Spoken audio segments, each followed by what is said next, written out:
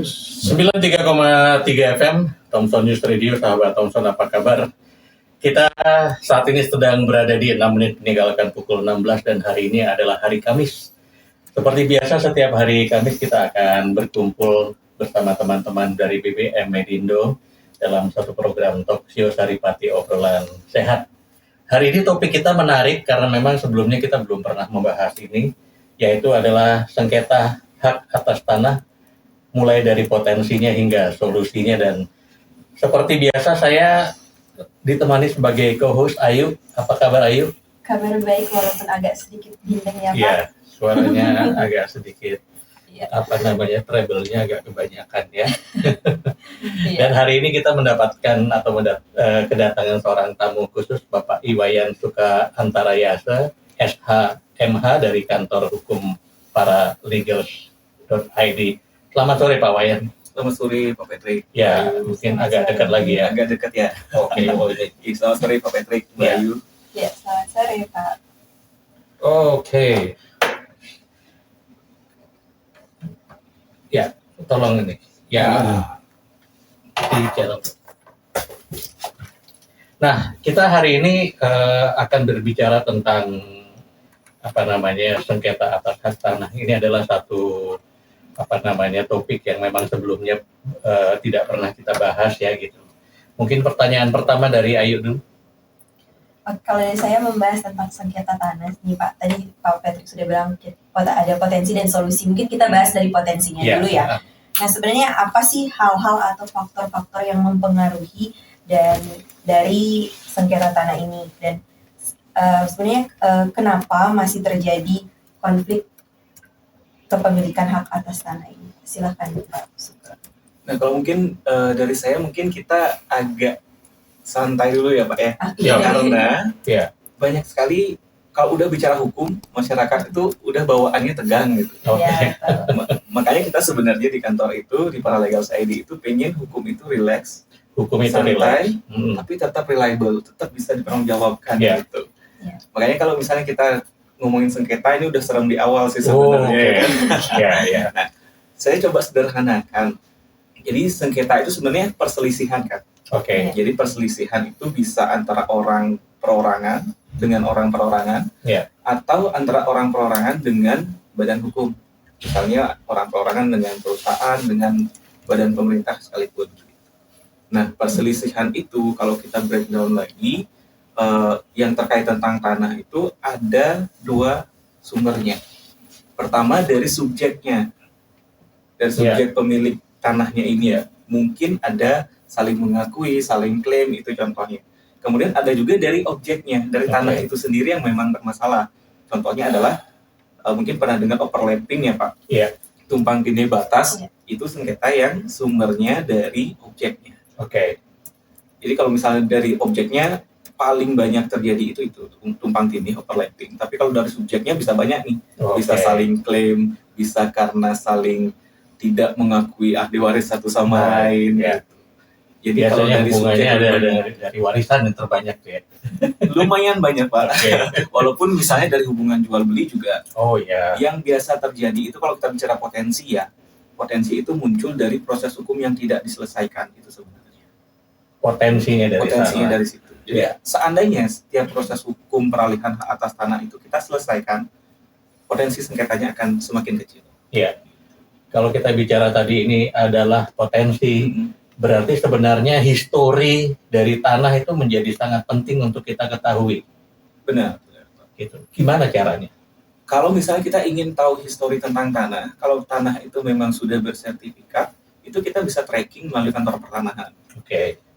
Sekarang sepanjang saya tahu, kantor pertanahan udah punya program berbasis elektronik ya, bisa cek. Tapi kalau mau lihat fisiknya juga, kita bisa ke kantor pertanahan, kita bisa tracking sertifikat itu sebelum yang punya sekarang ini punya siapa sih, terus proses peralihannya ini apa sih. Kalau peralihan kan ada mungkin jual beli, mungkin hibah, kalau misalnya ini mungkin pewarisan, itu bisa kita track melalui kantor pertanahan. Masalahnya adalah bagaimana dengan tanah-tanah yang belum bersertifikat. Nah, untuk itu sebenarnya juga kantor pertanahan punya nomor identifikasi bidang Pak namanya. Jadi bisa dicek juga di kantor pertanahan. ini sudah ada nomornya belum. Walaupun belum nomor sertifikat ya, namanya nomor identifikasi bidang. Jadi selama udah ada nomor identifikasi bidang, artinya tanah itu udah terdaftar tapi tidak didaftarkan oleh pemegang haknya langsung. Jadi bisa di-track melalui tracking ya, gitu. Mungkin kita pengen tahu dulu nih, sebagai mewakili awam ya, kita anggap saja orang-orang tidak terlalu tahu, tidak terlalu tahu tentang masalah pertanahan ini gitu. Kalau kita lihat orang-orang yang menguasai atau tanah itu sendiri gitu, sampai pada tahapan dia mempunyai konteks bahwa itu hak miliknya dia gitu kan gitu. Itu sebenarnya prosesnya yang harus ditempuh tuh apa sih gitu untuk menyatakan bahwa memang itu tanah haknya dia gitu. Baik, sebenarnya tanah itu kalau kita hitung klasifikasi benar kan dia benar tidak bergerak, Pak. Jadi bukti kepemilikannya itu harus dari dokumen kepemilikan. Dokumen kepemilikan untuk tanah itu ya sertifikat. Jadi kalau ingin membuktikan bahwa sebidang tanah itu adalah milik kita, ya harus nama kita yang tertera dalam sertifikat. Sederhananya seperti itu. Ya, kalau misalnya sekarang itu adalah tanah dari histori sebelumnya gitu. Berarti semua pemilik sebelumnya pasti ada di sertifikat itu ya, akan dicatat di situ pasti ya. Kalau misalnya jadi gini, yang diterima oleh masyarakat itu sebenarnya namanya salinan sertifikat, Pak. Salinan sertifikat. Aslinya itu ada di BPN namanya buku tanah. Buku tanah, Kalau di salinan sertifikat itu kadang ada proses pembaruan namanya. Jadi kalau dulu kita lihat label sertifikat zaman dulu coba kita cek pasti Departemen Dalam Negeri. Tapi kalau udah sertifikat yang sekarang ini Badan Pertanahan Nasional. Jadi karena ada pembaruan itu mungkin ada historis yang terpotong.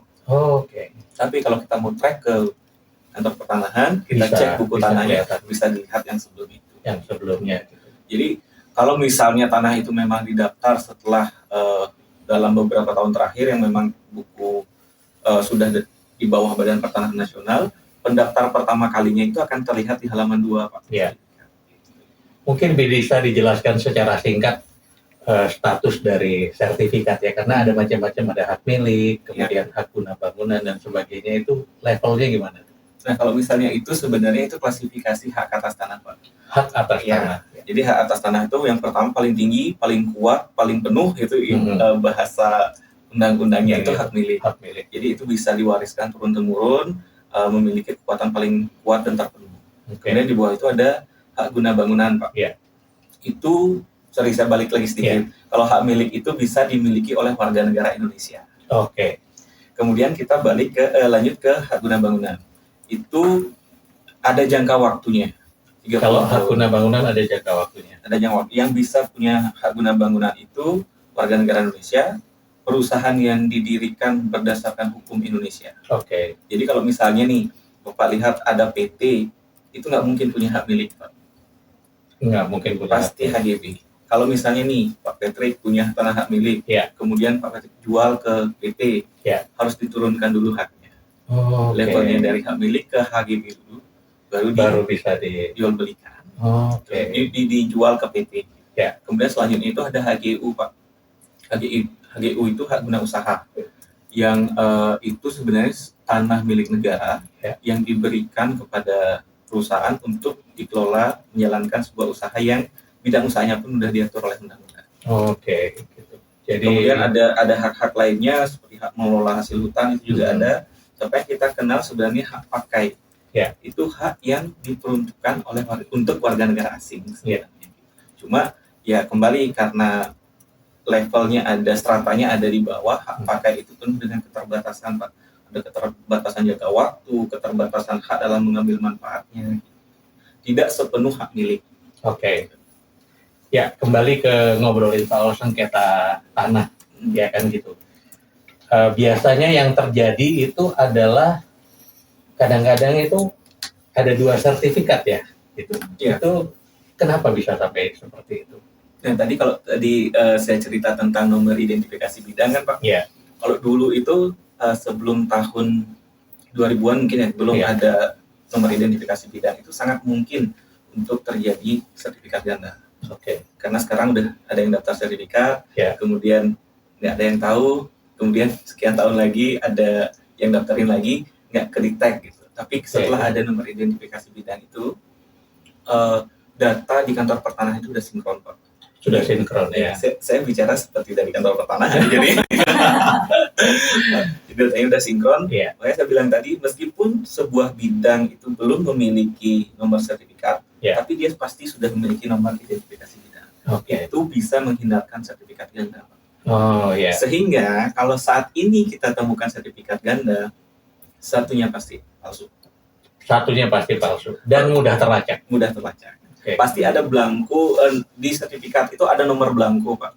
Satunya pasti kalau kita tanya ada ke BPN, kita lakukan pengecekan sertifikat, tanpa penelusuran apapun dia bisa nyatakan, oh ini palsu nih, bukan blanko BPN. Kalau misalnya dulu masih mungkin nih dikeluarkan keduanya karena sebelum identifikasi bidang itu. Gitu. Tapi setelah masa itu kantor pertanahan berbenah, ada nomor identifikasi bidang. Kalau ada satu bidang punya 2 sertifikat, satunya pasti tidak dikeluarkan oleh BPN. Pasti begitu. Silakan aja. Pak, kalau tadi Bapak bilang di bawah tahun 2000 itu pasti banyak yang kira-kira di bawah tahun 2000 kira-kira di tahun segitu yang zaman udah lama banget lah pastinya ada yang tidak tanah-tanah yang belum bersertifikat, tapi sebenarnya orangnya ada nih, Pak. Nah, sebenarnya apa sebenarnya ada perlindungan hukum terhadap orang-orang pemegang hak milik ini tapi tanah yang dia milik itu belum bersertifikat? Apakah ada perlindungan hukumnya? Kalau kita bicara perlindungan hukum, itu kan kita bicara by data. Satu-satunya data kalau orang tidak punya sertifikat adalah penguasaan. Jadi apa yang bisa membuktikan bahwa dia menguasai tanah itu?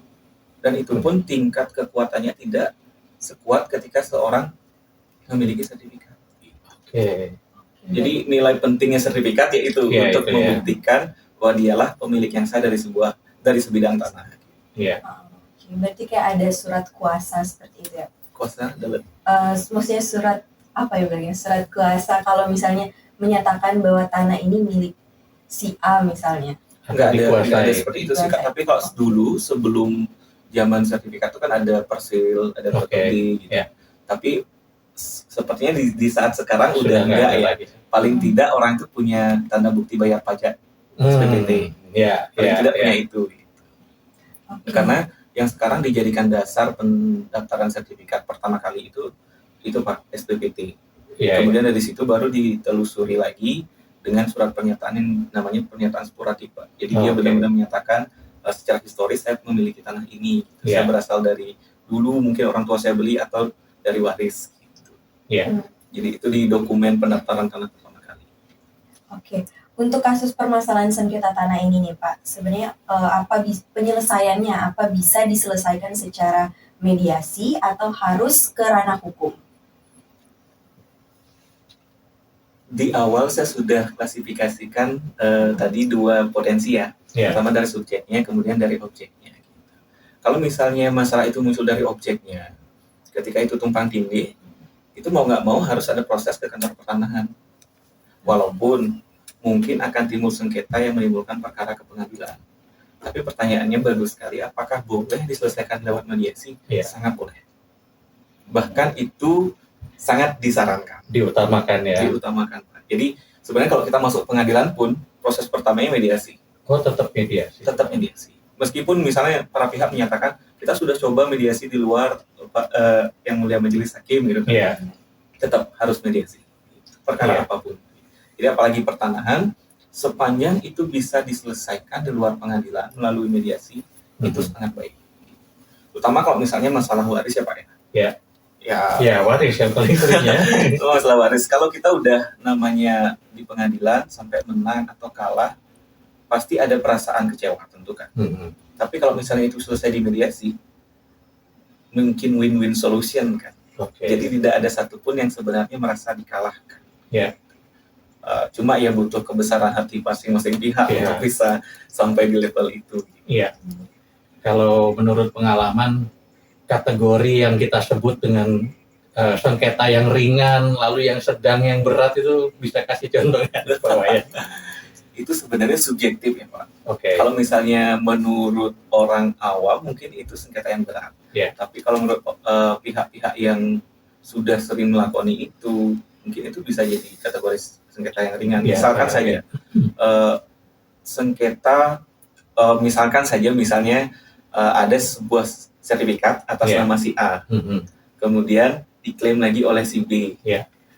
Sebenarnya kalau orang mereka yang paham, itu sepanjang si B tidak bisa membuktikan bahwa sertifikat milik si A itu palsu, ya udah nggak ada sengketa, jadi itu ringan. Tapi mungkin saja bagi si A itu adalah sengketa yang berat. Waduh, tanah saya diklaim orang lain, padahal saya udah disertifikat. Jadi itu subjektif sekali sih Pak, untuk itu ringan, sedang atau berat. Iya Pak, mungkin saya mau membahas sedikit tentang jual beli tanah sengketa ini kan. Pasti ada saja orang yang memperjualbelikan tanah yang tentunya masih dalam status tanah sengketa, atau mungkin sedang ada perselisihan di antara pihak-pihak yang mengakui mempunyai tanah tersebut. Nah, kalau misalnya si A sudah menjual tanah yang dibilang sengketa itu, dan si B sudah membelinya tanpa sepengetahuan, tanpa tahu, apakah itu gimana Pak? Kan sudah pasti itu merugikan satu pihak ya Pak? Sebenarnya kalau tanah dari awal sudah sengketa, kemudian diperjualbelikan, itu gampang dilacaknya karena dia pasti terblokir di kantor pertanahan. Oh gitu. Yang biasanya ini pasti sering dengar juga. Ada pemilik tanah, ada pengembang. Kerjasama, kemudian pengembang udah jual, ternyata pembayaran ke pemilik tanah belum beres. Artinya itu kan sengketa yang terjadi setelah jual beli. Pertanyaannya gimana nasib si pembeli? Kan gitu kan ya. Nah, sekarang kita perlu lihat sejauh mana dokumen yang sudah dimiliki oleh pembeli. Kalau dia dokumennya hanya sebatas kwitansi, warning ini. Hati-hati. Kalau dia dokumen yang dia miliki hanya sebatas perjanjian di bawah tangan, gawat, masih warning juga Pak. Kecuali kalau dokumen yang dimiliki dia sudah perjanjian jual beli dan kuasa dalam bentuk akta otentik atau notaris, mungkin 75% aman. Kenapa saya katakan 75%? 25%-nya itu adalah jangka waktu sampai dia bisa dapat sertifikat. Jadi kalau misalnya nih, teman-teman mau, kita sebutnya sahabat ya, sahabat Thompson mau beli tanah kapling, pastiin dulu sudah siap untuk PPJB kuasa nggak? Pastiin dulu. Tapi yang namanya bisnis ya Pak Patrick ya, Mbak Ayu ya, semakin tinggi resikonya semakin murah biasanya harganya. Gitu. Jadi ibaratnya gini, Pak, berani nggak nih Pak, tanahnya masih proses pendaftaran sertifikat pertama kali, jadi kita kasih murah lah, kasih harga spesial. Itu biasa bisnis itu terjadi. Itu juga potensi sih sebenarnya ya. Makanya kalau mau aman, pastikan dulu tanah kapling ini sudah siap PPJB kuasa enggak. Kalau memang udah siap PPJB kuasa di notaris, ya sudah, itu artinya 75% aman. 25%-nya tinggal masalah jangka waktu saja. Kalau sudah terlanjur nih Pak, sudah terlanjur beli dan ternyata tanah itu masih tanah sengketa, gimana? Apa yang harus dilakukan? Kembali misalnya hanya kwitansi atau hanya perjanjian di bawah tangan, sekarang dicari tahu nih proses sebenarnya sertifikat itu sudah sampai mana. Jalan untuk mencari tahu bisa datang ke notaris yang tempat memproses pertama kali atau ke kantor developernya. Yang bahaya adalah kalau hanya kwitansi nih, Mbak Ayu. Kalau hanya kwitansi terus tanda tangannya di kantor developer, terus kantor developernya udah tutup. Nah, itu yang bahaya tuh. Kalau itu sudah pasti harus melalui jalur pengadilan. Jadi berarti sangat disarankan supaya untuk didampingi notaris kalau misalnya ada proses jual beli dari tanah tersebut. Kalau misalnya jual beli tanah, bukan disarankan didampingi notaris, tapi memang harus menggunakan akte notaris. Karena itu kekuatan hukumnya ada di sana ya. Karena syarat untuk peralihan haknya nanti memang menggunakan akte Pak. Harus menggunakan akte notaris. Jadi kalau misalnya nanti nih kita daftarin peralihan hak melalui jual beli ke BPN, tanpa ada akte PPAT nih, notaris PPAT nggak ada BPN-nya bisa, karena syarat peralihan itu harus ada akte PPAT-nya. Bisa diceritakan mungkin awam sering dengar PPAT, sering dengar notaris, tapi nggak tahu bedanya apa sebenarnya notaris dengan PPAT-nya. Iya. Jadi itu sebenarnya kalau Pak Patrick pernah dengar lawyer dan konsultan hukum, gitu kan ya. Itu kan satu orang dengan dua profesi. Sama. Notaris PPAT itu satu orang, bisa dipegang oleh satu orang dengan dua profesi. Jadi notaris itu lebih ke perjanjian otentik, dia bisa perjanjian utang piutang, bisa. Jadi dia berdasarkan pada undang-undang jabatan notaris, kewenangannya ada di situ. Sementara kalau PPAT itu pejabat pembuat akte tanah. Nah, dari namanya saja kita tahu bahwa dia khusus untuk pertanahan.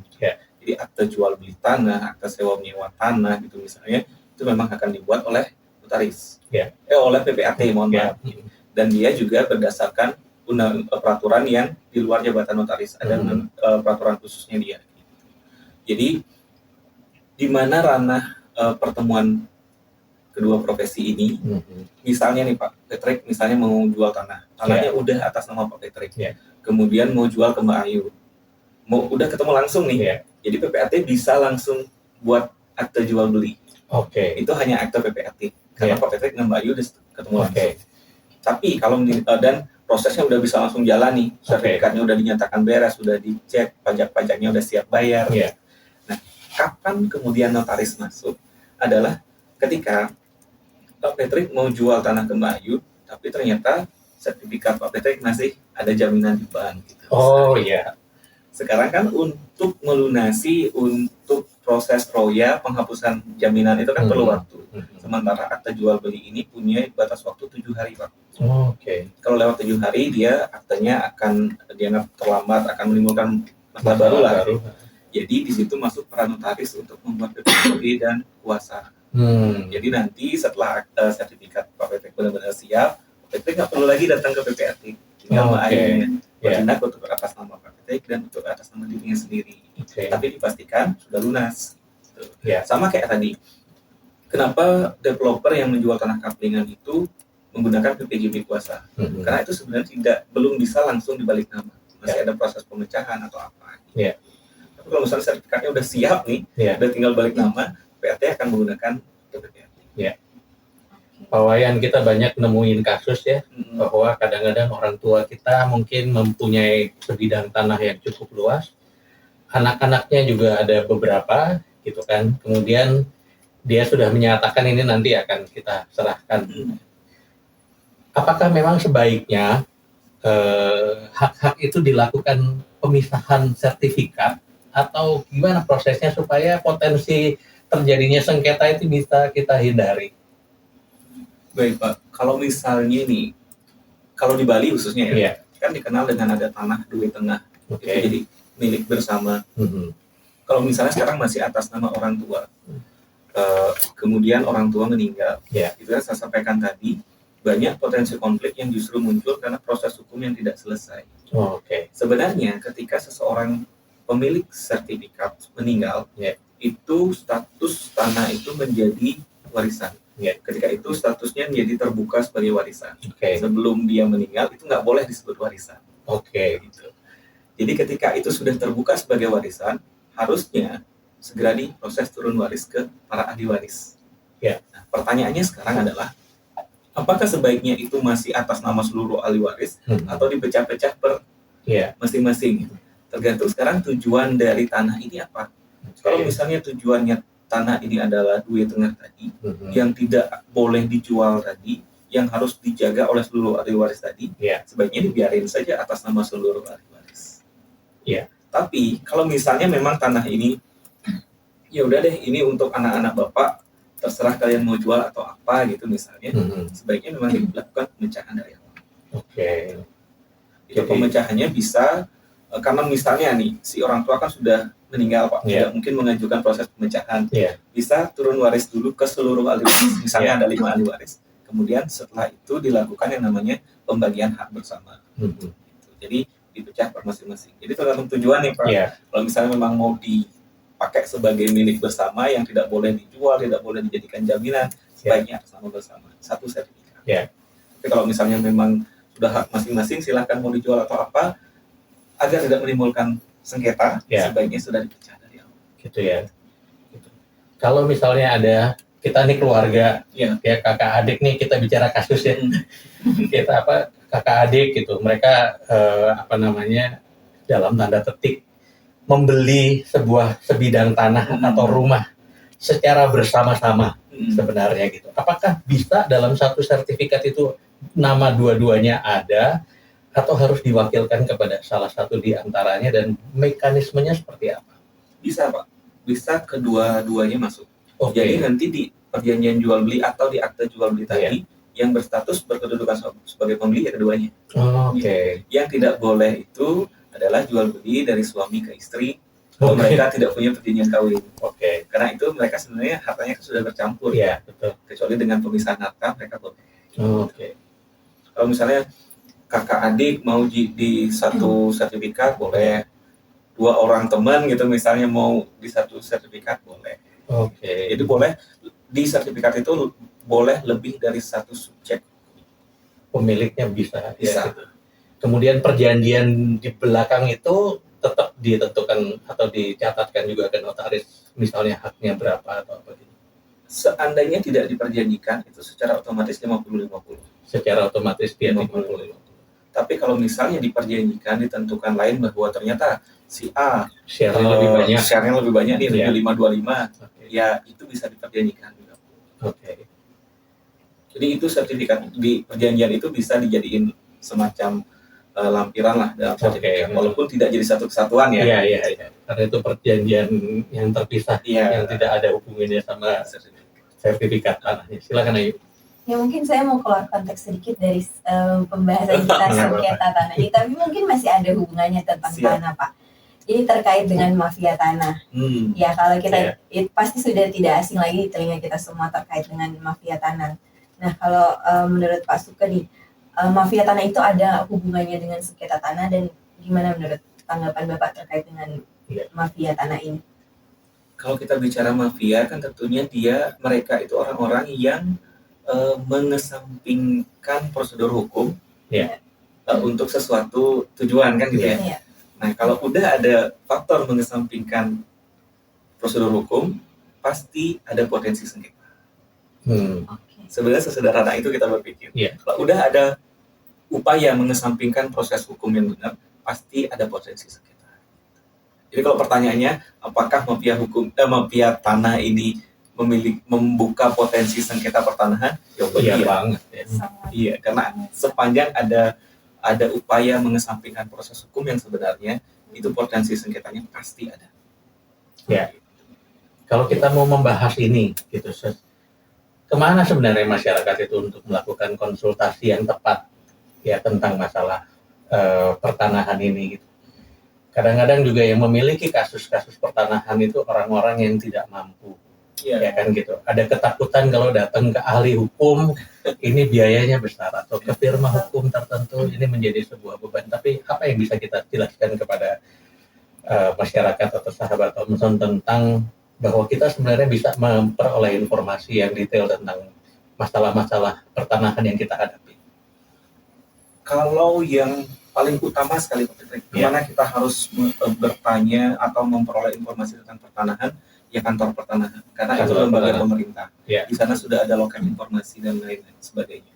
Kemudian bisa juga kita minta konsultasi ke notaris atau pejabat pembuat akta tanah. Atau yang opsi terakhir nih, bisa ke konsultan hukum. Dan sebenarnya masyarakat jangan enggan juga Pak untuk konsultasi dengan konsultan hukum. Kita sama aja dengan profesi lain gitu. Jadi tidak harus dari awal dengan tarif tertentu gitu. Enggak juga, karena sebenarnya profesi kita, saya dapat dari senior-senior saya kita wajib menyediakan beberapa jam untuk memberikan konsultasi gratis. Termasuk edukasi gratis. Termasuk, ya mohon maaf, bicara seperti ini. Ini kan edukasi juga sebenarnya. Kita wajib menyediakan beberapa jam untuk itu. Selama kita masih belum bisa mendeklar sebagai kita punya LBH. Kalau LBH itu, lembaga bantuan hukum, itu memang diperuntukkan untuk masyarakat kurang mampu. Jangankan hanya konsultasi nih Pak Patrick, Mbak Ayu. Proses di pengadilan pun banyak yang dibantu secara cuma-cuma, itu namanya pro bono, Pak. Tapi itu benar-benar kita melihat apakah pihak ini memang wajar dibantu secara cuma-cuma atau tidak. Jadi kita juga pilih-pilih kan, jangan sampai kita bantu orang yang ternyata dia jauh lebih kaya dari kita gitu misalnya kan. Jadi kalau misalnya orang itu memang kita nilai memang pantas mendapat bantuan secara cuma-cuma, itu pasti. Jadi mungkin masyarakat jangan takut duluan, apalagi sekarang banyak teman-teman konsultan hukum juga secara terang-terangan mengatakan dirinya ayo konsultasi ke kita melalui sosial media atau apa. Jadi jangan takut lah. Kalau kita melihat tren atau berita ya belakangan ini, pemerintah terutama di zamannya Jokowi ini dia sangat concern dan banyak sekali mendorong Badan Pertanahan untuk mengeluarkan sertifikat-sertifikat yang banyak gitu kan. Sehingga sampai untuk penyerahannya terjadi sebuah simbolik, kegiatan-kegiatan simbolik untuk penyerahan karena yang diserahkan itu begitu banyak.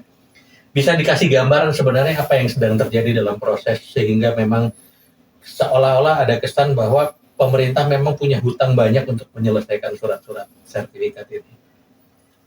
Kalau tentang ini kan namanya program PTSL, Pak. Pendaftaran tanah sistematis lengkap. Jadi itu memang program yang dilaksanakan oleh Presiden Jokowi.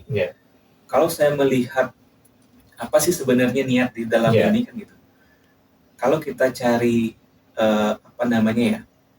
unsur kejiwaan dari program ini, kalau saya lihat adalah semakin banyak tanah yang sudah terdaftar, potensi sengketa akan semakin sedikit. Itu yang pertama. Kemudian dilihat dari sisi ekonomis, apabila tanah itu sudah terdaftar, pemegang hak yang atas namanya tercantum dalam sertifikat bisa mengambil manfaat yang lebih. Jadi kalau misalnya tanah yang tidak terdaftar, tidak tersertifikat, paling bisa ditanami sesuatu, terus manfaatnya adalah berupa hasil bumi. Tapi kalau misalnya tanah itu sudah bersertifikat, paling gampang sekali bisa jadi jaminan. Jadi bisa jadi jaminan utang di bank, kemudian pinjaman itu digunakan untuk berusaha, atau misalnya ingin disewakan kepada orang lain. Dengan adanya sertifikat, sewa menyewa itu jauh lebih aman daripada sewa menyewa tanah yang belum bersertifikat. Jadi kalau saya rasa itu yang jadi roh dari program ini, Pak. Ingin semakin banyak tanah, atau mungkin ya cita-citanya seluruh tanah yang ada di Indonesia ini terdaftar, terregistrasi lah. Kalau kita lihat potensi misalnya kayak orang di transmigrasi gitu, kemudian mereka ditempatkan tinggal di satu wilayah yang masyarakatnya belum banyak dan tanahnya masih sangat luas kan dan besar-besar, itu apakah memang kita bisa seenaknya aja ngeklaim ini wilayah gue gitu, atau ada ketentuan-ketentuan apa yang harus dilakukan sehingga dia bisa menggunakan itu, atau kadang-kadang sampai pada titik dia bisa memiliki gitu? Sebenarnya ada asas penguasaan, Pak. Kalau misalnya tanah itu memang tanah tidak bertuan atau tanah negara, jadi misalnya kita nih bisa menguasai tanah itu dalam jangka waktu tertentu 20 tahun. Kita bisa mohonkan permohonan hak terhadap tanah itu, Pak. Tapi pemerintah juga menggunakan logika juga, Pak. Jadi misalnya nih kita memohon tanah itu untuk kita garap sebagai tanah pertanian. Pemerintah juga berpikir nih, kamu bisa garap tanah berapa banyak hektar. Jadi nggak mungkin lah kita bisa dikasih tanah 10 hektar untuk satu orang, nggak mungkin juga. Jadi itu ada logik seperti itu juga, Pak, yang digunakan di dasar hukum ini. Kemudian ada juga yang Pak Patrick pernah dengar tanah absentee. Jadi orang itu nggak boleh punya tanah pertanian di luar kecamatan tempat dia tinggal. Itu juga sebenarnya rohnya adalah logikanya kalian nggak masuk nih punya pertanian yang kalian kelola tapi tempatnya jauh luar kecamatan. Itu sebenarnya rohnya. Yang menarik kalau kita bicara di Bali, ya kan gitu. Setahu saya kehidupan di Bali itu landasan kuatnya juga adalah di faktor budaya, dan faktor agama, gitu. Kalau yang kita lihat di Bali gitu, mungkin Pak Wayan bisa jelaskan apakah ada peraturan-peraturan hukum yang landasannya lebih ke adat gitu. Kalau terkait tentang tanah, Pak, itu sebenarnya dari tahun 1960 60 ya UU PA itu sebenarnya hukum tanah nasional kita berlandaskan pada hukum adat. Itu jelas diatur di undang-undang. Jadi sebelum undang-undang pokok agraria itu kita menganut dualisme hukum, Pak. Ini jadi agak jauh dikit ya. Nggak apa-apa. Jadi dulu kita ada hukum baratnya yang warisan kolonial, ada hukum adatnya. Tapi ketika undang-undang pokok agraria itu udah disahkan, udah diketok palu ceritanya waktu tahun itu, sudah jelas dinyatakan dalam undang-undang itu bahwa hukum tanah nasional kita berlandaskan hukum adat. Jadi kalau misalnya apalagi di Bali nih Pak, tanah waris, untuk proses turun warisnya itu kita harus minta tangan kepala lingkung dengan kepala adat, desa adat. Itu. Mereka harus mengetahui bahwa memang benar silsilahnya seperti ini. Jadi memang asas penguasaan tanah kita, asas pemilikan hukum tanah nasional kita itu memang berdasarkan pada hukum adat. Kalau balik lagi ke sengketa tanah nih Pak, kalau misalnya ada seseorang yang yang sudah menjalani proses terhadap sengketa tanah ini, berapa lama sih proses hukum yang harus ditempuh? Seberapa lama kita harus menunggu nih supaya sengketa tanah ini bisa selesai? Kalau itu kita pisahkan di luar pengadilan dengan dalam pengadilan ya Pak. Kalau di luar pengadilan yang mediasi tadi itu tidak ada yang menentukan batas waktunya. Sejauh mana kita mau legowo menerima hasil mediasi kan itu. Ada juga yang baru ketemu tapi didampingi kuasa hukum masing-masing, akhirnya ketemu jalan keluar. Ada juga yang seperti itu, baru seminggu sebulan ketemu. Tapi ada yang ngotot-ngototan sampai tahunan juga ada. Jadi itu kalau yang di luar pengadilan itu tidak bisa diprediksi, tergantung ke masing-masing pihak. Tapi kalau sudah masuk ranah pengadilan itu saya sebut rata-rata ya Pak. Ini ya Pak. Itu pengadilan kan ada 3 tingkat nih. Kan pertama pengadilan negeri, kedua pengadilan tinggi, kemudian Mahkamah Agung. Itu dulu nih. Kalau di pengadilan negeri rata-rata itu 6 bulan.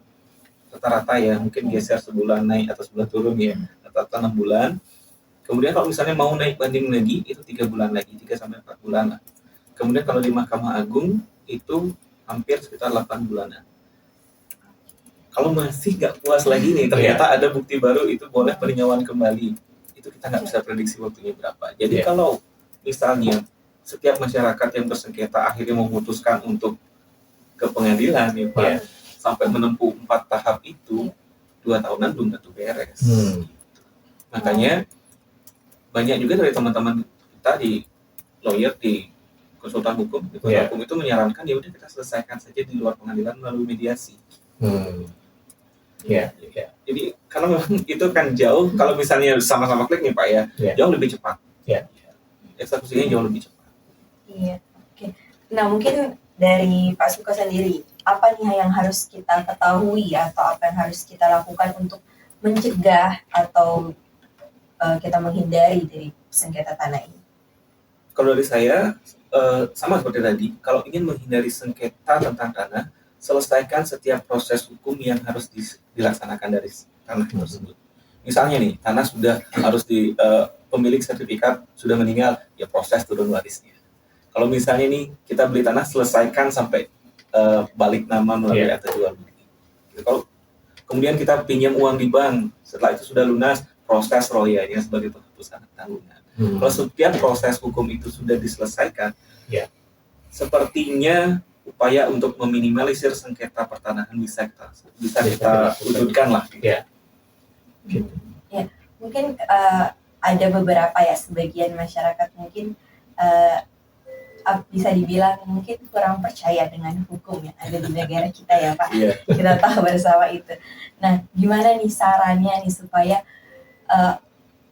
kita yang ada sekarang ini tuh kalau misalnya sedang mengalami kasus hukum seperti itu agar bisa kita loyal, kita konsultasi hukum, jangan egois sendiri lah Pak. Dan percayalah kalau sebenarnya hukum di negara kita itu sebenarnya bisa ditegakkan dengan baik. Gimana Pak?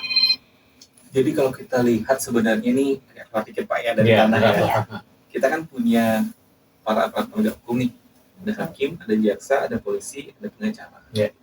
Mereka itu tergabung dalam sebuah sistem hukum. Kalau saya sih berpikirnya begini, jangan sampai kecurigaan kita terhadap oknum membuat kita menyimpulkan seluruh sistem ini rusak. Itu sih kalau menurut saya ya. Jangan sampai misalnya kita lihat nih ada pengacara yang nakal gitu, saya nggak seperti profesi lain, ada pengacara yang nakal gitu misalnya. Jangan sampai oknum itu membuat kita menyimpulkan bahwa hukum di Indonesia ini rusak. Enggak. Gitu. Kembali ke kenapa sih kita harus percaya sama hukum? Undang-undang dasar kita menyebutkan negara kita negara hukum. Ya. Kalau misalnya kita nggak percaya pada hukum, lalu ibaratnya kita nggak percaya pada diri kita sendiri dong. Iya kan? Karena sepanjang semuanya sudah melalui proses hukum yang benar, tentu akan berjalan sebagaimana mestinya. Oke. Jadi kalau menurut saya jangan cepat menyimpulkan sesuatu, apalagi menyimpulkan hukum di negara ini rusak, itu jangan. Hanya dengan melihat oknum atau oknum tertentu lah. Yeah. Jadi secara keseluruhan kalau saya bilang sistem hukum kita masih bisa berjalan dengan baik. Siap. Iya.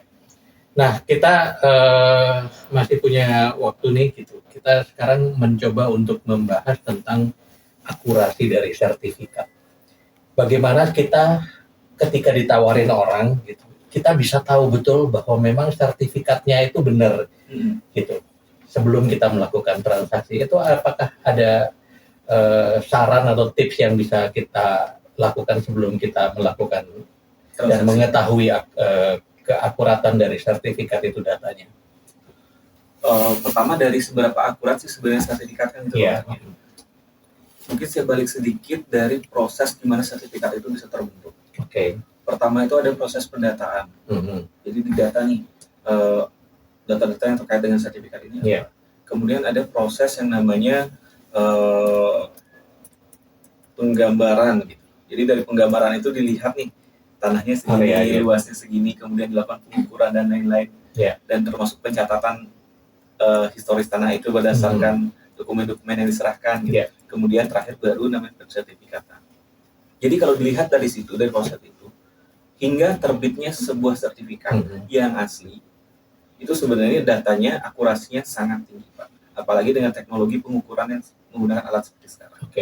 Nah, kemudian bagaimana kita kalau nyentuh sertifikat fisik bisa tahu itu asli atau enggak kan gitu ya? Iya.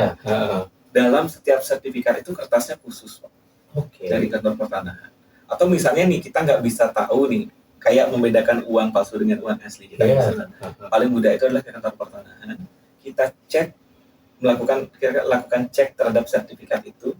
Kalau misalnya nih pembeli kan nggak mungkin nih nyerahin sertifikat ke penjual, nggak mungkin nyerahin sertifikat ke kita untuk dilakukan pengecekan kan. Minta fotokopinya. Itu bisa dilakukan digunakan sebagai dasar melakukan pengecekan di kantor pertanahan. Iya. Jadi seperti yang saya bilang tadi, di sertifikat itu ada banyak kode, Pak. Di halaman pertama ada kode blanko, ada kode wilayah, ada kode sertifikat, ada kode pendaftarannya, ada di warkah nomor berapa dia buku tanahnya tersimpan ada. Jadi dari kode-kode itu kantor pertanahan akan bisa memberikan keterangan sertifikat ini statusnya pasti atau enggak. Benar-benar terdaftar untuk sebidang tanah yang disebut dalam gambar itu atau enggak. Dari situ kita bisa lihat. Tetapi dalam pengalaman hukum memang ada ya sering terjadi pemalsuan dari sertifikat. Kalau sering, saya sih tidak berani menyatakan seringnya, Pak. Tapi kalau pertanyaannya ada. Ada ya. Tapi itu bukan hal yang mudah untuk dilakukan ya. Sangat tidak mudah. Ibaratnya sekarang mau print kertas dengan bentuk seperti sertifikat itu, kalau tidak punya alat sendiri, ya langsung ketahuan dong, Pak. Gitu. Misalnya kita print ke percetakan tuh, karena dengan kualitas yang sedemikian bagusnya, ya langsung ketahuan. Ya. Pasti ya.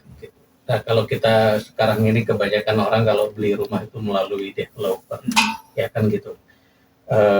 Apakah memang setiap developer itu bisa dibilang memiliki kepastian yang lebih dibandingkan penjual-penjual biasa karena mereka adalah sebuah perusahaan yang mungkin harus tersertifikasi atau ada standar-standar khusus? Apakah memang begitu? Kalau saya lebih ini Pak, menyarankan daripada kita sibuk menilai kredibilitas developer, mending kita pastikan sejauh mana dokumen yang bisa kita tanda tangani kayak tadi. Misalnya nih ada developer baru 3 bulan, baru setahun ternyata dia kredibel, dia bekerja dengan benar. Tidak mungkin dong kita kemudian menjustifikasi developer baru pasti. Kalau baru itu berarti ya mungkin sepanjang, makanya saya lebih menyarankan sepanjang kita sudah bisa langsung tanda tangan PPJP kuasa, ini udah aman. Oke. Belum tentu juga developer besar nih bisa melakukan itu. Iya. Jadi daripada kita sibuk menilai apakah developer ini kredibel atau tidak, ini kita pastikan kita bisa tanda tangan apa nih dengan kita serahkan uang. Iya. Ya, oke, mungkin sepertinya ini waktunya sudah mepet sekali. Nggak terasa ya. Kalau membahas hukum pasti sangat seru dan tidak ada habis-habisnya. Mungkin sedikit closing statement dari Pak Suke terkait dengan kasus sengketa tanah ini. Baik,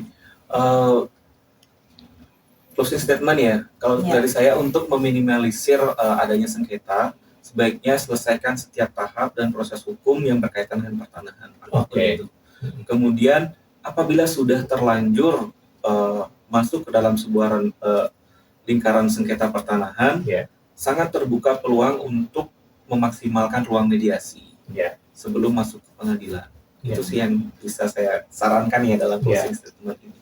Jadi bahwa dalam menyelesaikan sengketa, mediasi itu adalah yang diutamakan. Intinya itu untuk supaya terjadi kesepakatan. Karena kalau misalnya sudah melalui proses persidangan, pasti ada yang terkorbankan dengan sendirinya. Pasti ada yang merasa dikecewakan gitu. Kalau dalam mediasi, dan tidak menutup juga dalam mediasi itu menggunakan jasa pendamping, Pak. Misalnya konsultan hukum atau apa gitu. Karena dari pengalaman nih Pak masing-masing pihak yang bersengketa ini kan udah konflik nih, disuruh duduk bersama udah nggak mau. Perlu ada pihak pendamping dan pihak pertama dan pihak kedua sama-sama mendampingi, mencarikan jalan keluar. Ya, itu satu solusi yang bisa dicapai sebelum kita masuk ke persidangan. Oke, Pak Suke, terima kasih banyak untuk ngobrolnya pada sore hari ini. Semoga apa yang kita obrolkan hari ini menambah wawasan baru bagi sahabat Thompson. Terima kasih Mbak Ayu. Mudah-mudahan pengetahuan saya yang sedikit ini bisa ada manfaatnya bagi sahabat Thompson. Tapi buat kita ini pengetahuannya sudah banyak. Sangat biasa. Mudah-mudahan pasti. Baiklah sahabat Thompson, kita akan berjumpa kembali di program yang sama pada minggu yang akan datang.